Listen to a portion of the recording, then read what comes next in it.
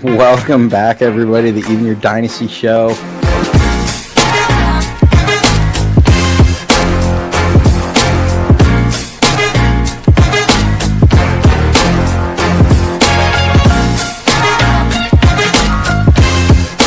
We just got breaking news in.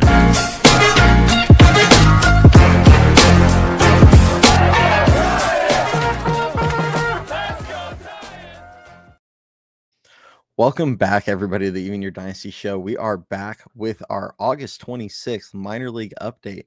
We are creeping close to the finish line when it comes to the minor league season. You've got 2 more weeks in San Jose and Eugene. Obviously, both teams look like they're playoff bound, so you'll get a little bit of bonus baseball from those leagues. And then AA Richmond, you've got 3 more weeks, 4 more weeks for Sacramento, and then it'll just be, another couple weeks of the regular season for the Giants, and then the season comes to a close. We're getting close, unfortunately, but we're going to enjoy it while we have it. We got a lot to talk about today. Before we jump into that, though, for those of you that didn't see, Glenn Kuiper and I had a collab on Sunday, so you can check out the live show. It was on both my channel here and over on Glenn's channel at the Glenn Kuiper Show, All Giants. Make sure you follow that and hit subscribe to his channel as well.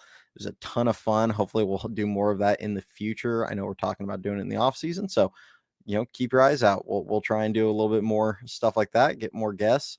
But yeah, if you enjoy the content, please hit that like, hit that subscribe, all that good stuff. We are almost to 2,000 subscribers. We are going to be doing a giveaway on whatever live show follows the 2,000 subscribers. So, it could potentially be this coming Thursday if we get there really quickly. I think we're only about 15 or 20 away right now. So please do hit that. Other than that, we're going to jump right into it. Starting off with AAA Sacramento, who did go 4-2 versus El Paso. They're now 66-60 on the season. Number 1 prospect, Bryce Eldridge, went 5 for 24 with 2 home runs, a double, 5 walks, 6 strikeouts. Nice to see the strikeouts get into a more reasonable range this last week. Obviously, didn't have a ton of hits. He did blister some balls. Had a single that he ripped up the middle in the series that was 112.5 miles per hour. That same game, he hit a 111 mile per hour home run on the pull side, which was really nice to see. Also took one, had a ground rule double that was to tie the game in the 9th inning with 1 out, I believe, in the 9th. He has kind of that clutch gene, it feels like. He's been constantly with Sacramento over the last month, coming up late in games and coming up with big hits, whether it's homers, doubles, you name it. He just seems to come through time and time again. So just kind of a pleasant sight to see, because the Giants at the big league level have obviously lacked that at times this season. It's felt like where they've just struggled to get that big hit. So overall, solid week for him. We'll see if he can kind of find his groove the last 4 weeks of the season. I know I said I felt like August 26th today was the target date for me when we might see him, with the team falling out of it, and then he had a couple hamstring injuries. It's a little tougher to envision, but never say never there. At the end of the day, they have 4 more weeks there. They're averaging about 25, 30 plate appearances a week.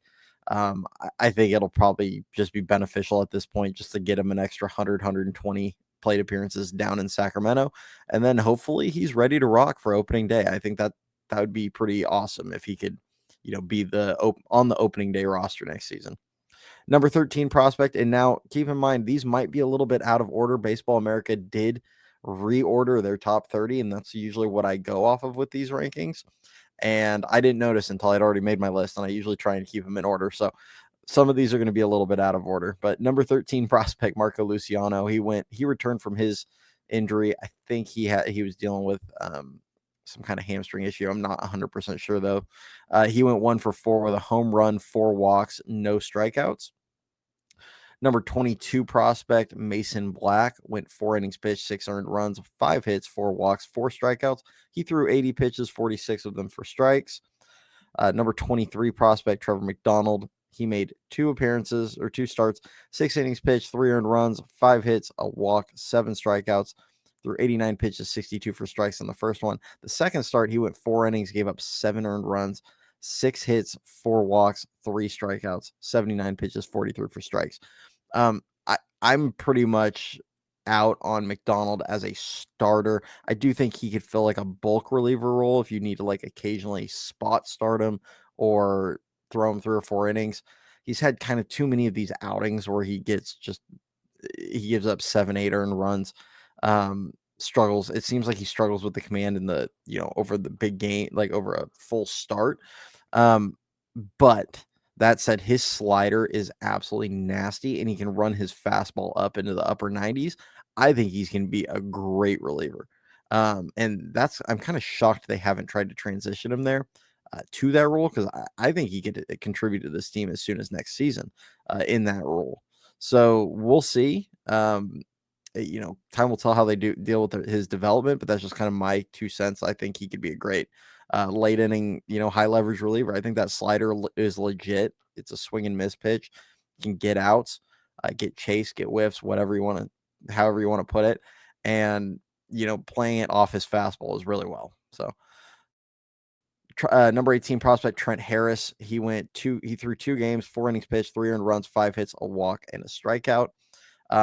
He was on a very nice run, had a couple rough outings. El Paso seemed to kind of knock around most of the Giants pitching this week, unfortunately, in Sacramento. But, we'll see how Harris finishes out the season. Wade Meckler, he went 9 for 26, 2 doubles, 4 walks, 6 strikeouts. Nice to see him, get the bat going again. He'd kind of struggled for a few weeks there. So a couple big hits. One of the doubles was late in the game to give them a 2-run lead. So yeah, we'll just kind of see how he finishes out. Hayden Birdsong went 3 innings, 3 earned runs, 3 hits, 5 walks, 4 strikeouts, threw 85 pitches, 46 for strikes. He's continuing to struggle to throw strikes. I mean, it's pretty plain and simple with him. I'm not out on him as a starter. I think the overall pitch mix is so good that I'm gonna, give him time. Obviously, he's only 23 years old, but this is a situation where I could see the Giants, especially with how thin their bullpen is currently, if they don't go and get a late inning guy going into next season. I could see a situation where they try and put Birdsong back into the pen and bring him back to San Francisco in that role. Number 21 prospect, Jesus Rodriguez. He has gotten on a roll for the River Cats. He went 10 for 22 with a double, 4 walks, and a strikeout. The lack of strikeouts is incredibly impressive with Rodriguez. He just point blank hits. The defense is a bit questionable. He has not played. I think he may have put on the gear for 1 game at the end of last week. He was dealing with like a shoulder injury, so he was only DHing for a little bit since the trade. We'll see when the defense gets going, or when he gets playing the position again, but that's going to be the big thing for him for going into next season, is whether or not he's defensively ready to, be on the big league roster, because the bat, I think, could play right now. He's not going to hit 300 probably in the majors, but, right away, especially not right away. But I do think the bat could play right now as, kind of a backup occasionally, because catchers do get to play a little bit more, especially the backups, but as like a backup and, occasional DH or something like that, like they could find some at bats for him. Braxton Roxby pitched in 2 games, went 4 2/3, gave up 5 earned runs, 7 hits, no walks, 3 strikeouts. And then moving over to AA Richmond, number 3 prospect Bo Davidson. He went 6 for 24, 2 homers, both in the same game, a triple, 3 walks, 8 strikeouts, 2 stolen bases. Starting as kind of a step in the right direction. The last few games of the week, he played pretty well. It'd be nice to see him get going. He has been pretty close to league average since he joined AA. The numbers, you look at his numbers, like if you just look at the box score, go on his MILB or whatever, and the numbers don't jump out. But I'm going to talk about it a little bit when we get to Sabine Ceballos. But the league is so tough that the average hitter is not exactly dominating that league. It is a very, very tough league to hit in. The numbers are kind of eye-opening. But he seems to be getting going a little bit. The swing and miss and the strikeouts Obviously, a little bit of an issue there. Seemed like he got into a few bad habits over in high A. Started chasing a little bit more at the very end.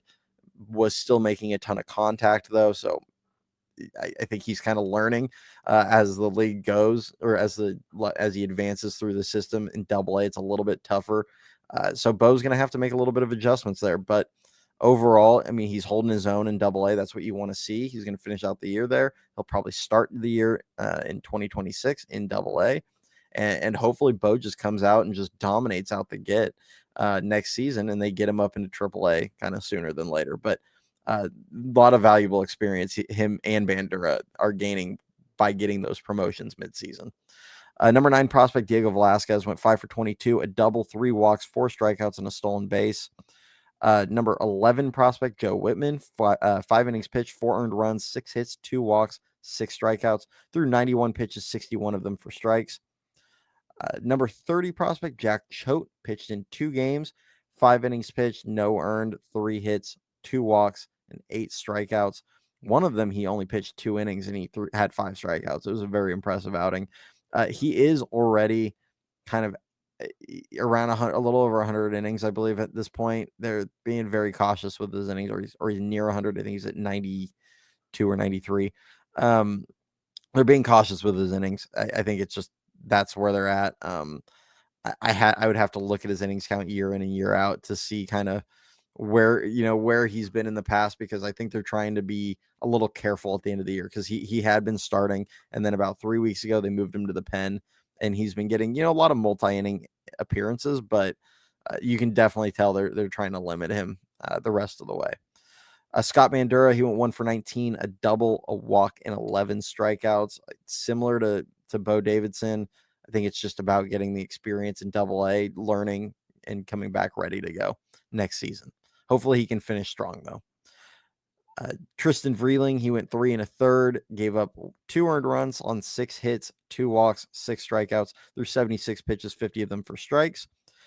Adrian Sagasti went 1 for 8, no walks and 1 strikeout. His playing time got cut in quite a bit because Drew Kavanaugh got the call up to Richmond, and you can tell Kavanaugh's kind of getting the primary reps there. Hopefully they still, I still believe in Sagasti as a major league prospect. So hopefully they find a way to get him a few more at bats, because that is where he needs his development. His glove is major league ready right now, but his bat has got some work to do. And then I mentioned Sabine Ceballos. He went 5 for 14, a home run, 2 doubles, 2 walks, 3 strikeouts. If you look at his season numbers, and he's only hitting about 212, and I think he's got about 635 OPS, 5 homers. The walk rate and the strikeout rate are promising. I think he walks a little over 11% of the time. He's striking out about 18% of the time. So there's some good there in his numbers. He's got a 93 WRC plus. With those numbers, it's a 93 WRC plus. That means he's only been 7% worse than the league average. That's how tough the Eastern League is. The average hitter there is struggling mightily. And I cannot emphasize enough how difficult it is in those parks. And against usually some of the best pitching prospects in a team system are at that level. It is a really brutal league to hit in. The weather for months of the year is just terrible. Or months of their season, I should say. It's a tough league. So he's holding his own. If you actually go back and look at his numbers from July 1st till now, he's hitting 286. I think he's got about an 840 OPS, a 146 WRC plus. So he's been 46% better than league average in that time. It's very promising. He was obviously off to a brutal start, and he has really turned around his season. The numbers might not be pretty at the end of the year, but he could finish strong. He'll probably start there next season, and hopefully he can build off of it. Is kind of the hope, because defensively he's actually been really solid at third base. Made a lot of plays that pop, and been pretty reliable overall. Shane Rodemacher, he went 3 innings, an earned run, 1 hit, a walk, no strikeouts. He's another guy. They're kind of, it looks like they cut him back a little bit on his innings. He's at 116 in the third innings on the season, so he's pretty high up there already. I can't imagine they're going to let him just I don't think they want to run some of these guys up to 130, 135 innings down in Double A, high A. in the first year post Zaidi, where guys really got handled with kids' gloves. Drew Kavanaugh, he went 2 for 12, a double, 4 walks, and 4 strikeouts in his debut week in Richmond. Moving over to High A, Eugene, who went 3-3 versus Hillsborough. They are 70-50 on the season. Josh Bostic, he went 4 2/3, gave up 4 earned runs, 7 hits, 2 walks, 6 strikeouts, 78 pitches, 49 for strikes. Overall, nice to see him keep it. If you keep it to 2 walks or less, you're doing pretty well in my book. Typically, he's done a great job limiting the walks. Obviously, the results in this start weren't what you would hope for, but he's been on a really good heater prior to that. So hopefully he can bounce back.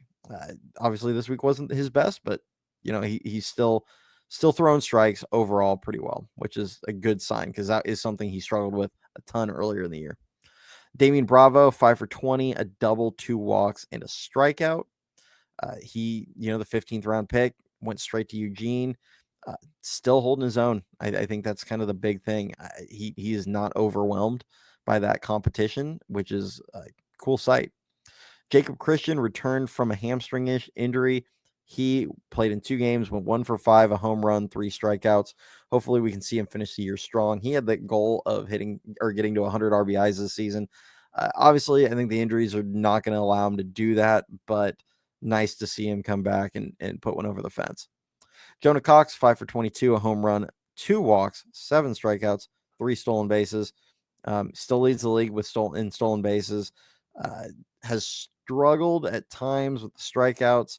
I'd love to see him just put the ball in play more consistently, similar to Grant McCray, where it's pretty toolsy player and the speed is really exciting, but when you're not putting it in play, you're not really taking advantage of the speed. That's the hard part. Xander Darby, 1 for 14, 4 walks, 6 strikeouts, and a stolen base, similar to how I talked about Bandura and Bo Davidson. Gaining experience in a level after a kind of mid-late season promotion. Xander Darby, I kind of put in that same boat. And he reminds me a lot of Charlie Zacconi, who we're going to get to at the end of this list on Eugene, where, Charlie really dominated San Jose last season, got the promotion to Eugene, and really struggled. And I mean, he struggled a little bit earlier in the year as well, but you can tell he's hit his stride and he's figured out the level. And I could see a similar thing with Xander. He might struggle the rest of the season. I would love to see him have a couple good weeks though, with the season coming to a close. But he's gonna this is gonna be a learning experience, and he can come back next season and hopefully dominate in Eugene. Greg Ferrone went 5 1/3, 2 earned runs, 5 hits, a walk, 3 strikeouts, 82 pitches, 51 for strikes.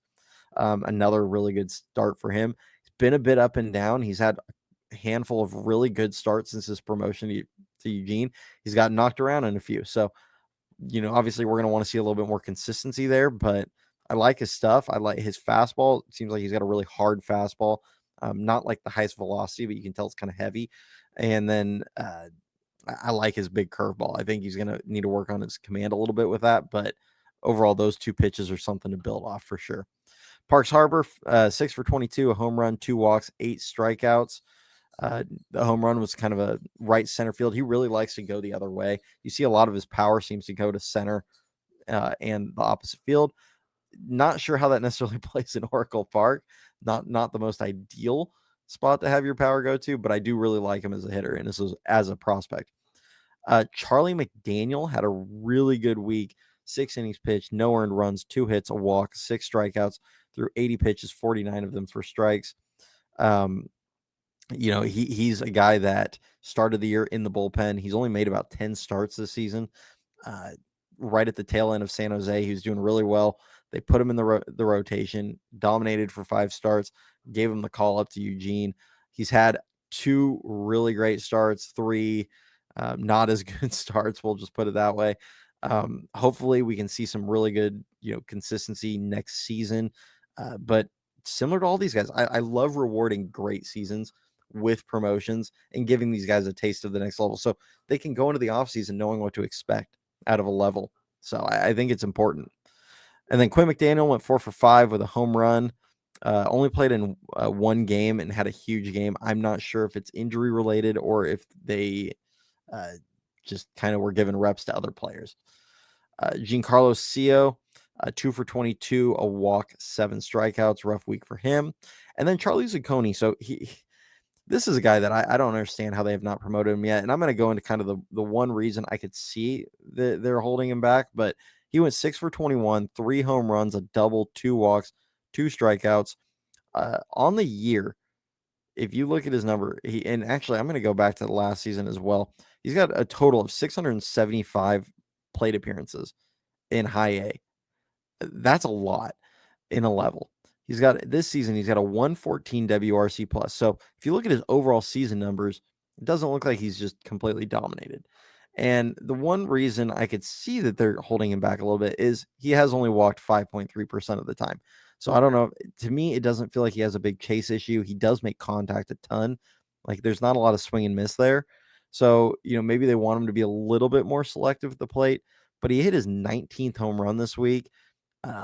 If you go back to May 28th, he's hitting 289 with an 870 OPS and a 132 WRC plus, and he's striking out about 15% of the time or 17% in that time frame. So I don't understand how they're holding them back. Even though there's only 3 weeks left in Richmond season, I would love to see him get the promotion and just get a taste up there because there's not really anybody holding him, position wise. He can play first and he can play third. You have Sabine Ceballos playing primarily third. I know Barracoto's kind of been playing first a bit, but with the DH and everything, you could get him up there and get him, 5 starts a week pretty easily. So I can't say I understand him staying down. I feel like he's earned a promotion. He's got so much time there. He's 25 years old. So he is a bit older for the level. Like, let's challenge him a little bit and reward a good season. I think that's important. Moving over to San Jose, they had their worst week of the season as far as team performance goes. They went 1 for 5 versus Fresno. They drop to 76 and 44 on this season. Still having a phenomenal year. But rough week overall team performance. A few guys are out. Dakota Jordan's still hurt. Gavin Keelan is still hurt. So a couple of guys that are injured. Hopefully they're back in a few weeks for their playoff run. But number 5 prospect Johnny Level went 5 for 21, a home run, a walk, 6 strikeouts. He did take 103-mile-an-hour wicked hop off of his face in Sunday's game. Had to leave the game. It sounds like nothing's broken, nothing like that. So that's good. Maybe he's going to miss a game or two early this week. Hopefully not. They had the off day yesterday, so hopefully he's able to just jump right back in. But it was not a good sight at the time, but good to hear that he's okay. Did hit a 96-mile-an-hour fastball up near his chin for a home run, which was pretty impressive. Obviously not necessarily the pitch selection you'd normally recommend, but overall, he's holding his own. He's 18 years old in that league. He's not overwhelmed. The numbers don't jump off the page this season, but like we've talked about with several other guys, get them the experience. He's flashed moments of being really, really good at this level, and then he struggles a little bit, which is to be expected. Number 12 prospect, Argenis Kayama, had his best outing of the year so far in San Jose. 3 innings, no earned, 5 hits, no walks, 2 strikeouts. And then number 14 prospect, Jacob Bresnahan, he earned the only win of the week for San Jose. He went 5 innings, no earned, 5 hits, 2 walks, 6 strikeouts, 83 pitches, 57 for strikes. That pitch count should have been lower. Unfortunately, they made an error for him in the bottom of the 5th or top of the 5th. I'm sorry, that cost them, cost them basically an extra hitter or two.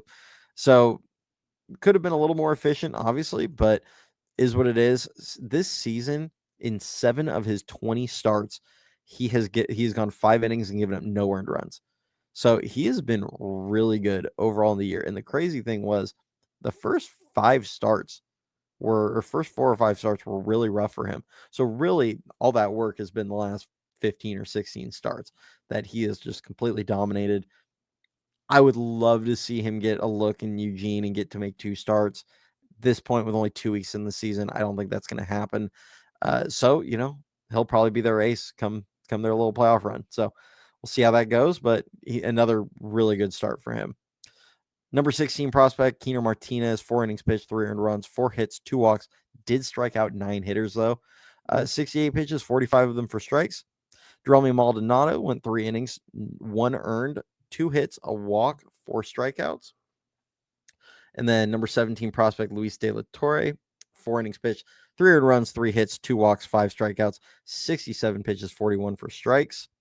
And then Junior Marte, right-handed pitcher, number 19 prospect, who they acquired in the Mike Yastrzemski deal. He has made 3 really solid appearances for the Giants. He went 5 innings, no earned, 2 hits, 1 walk, 2 strikeouts, 57 pitches, 39 for strikes. Incredibly efficient outing. If you go off of his since the trade, he has gone 12 and a third innings and given up 2 earned runs since the trade. So really effective for the Giants so far. Number 26 prospect, Lorenzo Miola. He went 5 for 25, a home run, a double, walk, 6 strikeouts, 2 stolen bases. He was the Giants' 4th round pick from Stetson. Really, he also made a really nice play in the field. It was his debut week in San Jose. So, he's probably going to have a little bit of struggles, just like everybody else. A little bit of an adjustment, but some of these college guys will just jump right in and get on a roll. So we'll see how he does, kind of going forward for the rest of the week. Number 29 prospect Cam Maldonado went 4 for 16, 2 doubles, 6 walks, 5 strikeouts. Lisbel Diaz, 6 for 18, 4 walks, 5 strikeouts, 3 stolen bases. Robert Hipwell went 1 for 19, a walk, 7 strikeouts. Jeremiah Jenkins went 2 for 15, 2 walks, 2 strikeouts. Walker Martin, 1 for 15, a walk, 6 strikeouts. And then last couple pitchers we got here, Hunter Dryden, 5 innings pitched, 5 earned runs, 7 hits, no walks, 6 strikeouts. And then Nico Mazza, 5 innings pitched, no earned runs, 3 hits, 3 walks, 4 strikeouts. And Trevor Cohen, who is went 10 for 25, a double, 2 walks, 5 strikeouts, and 2 stolen bases. He's hitting over 300 since he arrived in San Jose. Really like the hit tool. Showed a little bit of juice in the bat. Hit double to center field that went off the fence. So that was his thing. When at Rutgers, he did produce nice exit velocities. Just didn't elevate the ball very frequently. So that is something it'll be very interesting to watch. I think, you'd love to see the launch angle get up just a tiny bit. I don't want them trying to turn him into a power hitter. I think ultimately his game is going to be, more as a singles, doubles, triples guy. He does hit the ball hard. He should have no problem driving it into the gap, but he does need to elevate it a little bit. Like, can't just be hitting grounders all the time. So something to keep an eye on, but nice week overall for him. And then moving over to the Dominican Summer League, where number 2 prospect, actually, I'm going to finish with Josuar Gonzalez. Obviously, he is the thumbnail. We're going to go in on what he's done. But Gene Macaris, he went 2 for 7, a walk, 2 strikeouts. Julian Barreto, 3 for 7, a walk, and a strikeout. And then Josuar Gonzalez, the number 2 prospect in the Giants system. They only played a couple games last week. 2 for 5, a home run, a walk, a strikeout, 3 stolen bases. Their regular season is wrapped up. On the year, finished with a 288 average, 859 OPS. I'm sorry, 849 OPS, 121 WRC plus, 33 stolen bases. But it gets better.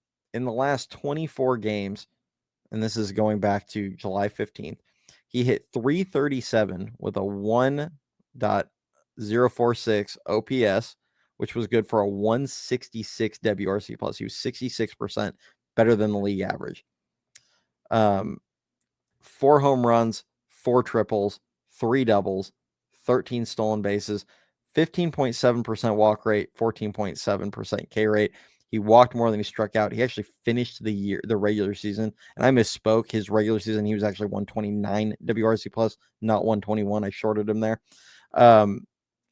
Finished the regular season with more walks and strikeouts. He has come as advertised. And yes, it is the Dominican Summer League. This is not, stateside pro ball. It's obviously going to get much tougher for him, but there have been a lot of players that go and still struggle in that league. A lot of highly touted prospects that go and struggle in that league. and he dominated, especially the last 24 games. So really promising for the Giants. He is already in the Baseball America top 100. I think he was ranked 84th or 85th at the last update. I would not be surprised if he's top 50, maybe even top 40 come the next update, and then or come the offseason. And then, once he starts playing stateside, I mean, he's going to just skyrocket up those rankings. I mean, you see where guys like Leo DeVries are and those guys. I mean, we're talking about a prospect that probably, has potential to be a number one prospect in the game. I think he has that kind of upside. So it's cool. It's exciting as a Giants fan to see one of these guys that come and they do what you dream of them doing right out the gate. And exciting to see what they'll do when they get stateside, when they get to the higher levels. So big shout out to him. Obviously, there's not a ton of video coming out of the Dominican. You can see some videos here and there floating out around on X, but they're not the greatest quality, so I didn't really want to put them in here. But keep your eyes posted for that. And that's all I've got for this week. So, like I said, we're getting close to 2K subscribers. So please do hit that like, hit that subscribe, all that good stuff. Go Giants. We'll see you guys on Thursday for the live show. And again, if you missed it, go check out the live show we did with Glenn Kuiper on Sunday night. And we will see y'all next time.